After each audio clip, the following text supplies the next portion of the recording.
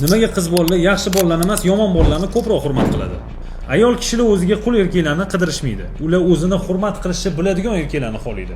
Agarda sen hamma narsaga rozi bo'lib, yo'q deyishga qo'rqadigan bo'lsang, sendan erkak emas, balki do'stni ko'radi.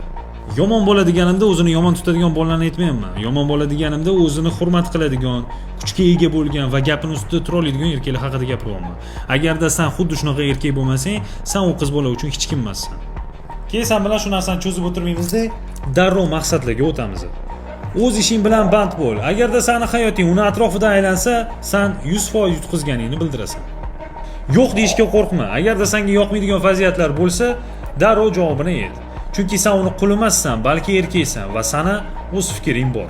O'zingni hurmat qil. Agarda o'z vaqtingni pulga, karyerangga hamda jismoniy shaklingga ajratadigan bo'lsang, qizlarning o'zi senga tortiladi. Agarda sizni hayotingiz davomida ushbu muammolar juda ko'p uchrayotgan bo'lsa, Telegram ilog'imga o'ting va ushbu yerda men sizga barcha muammolarni hal qilishga yordam beraman.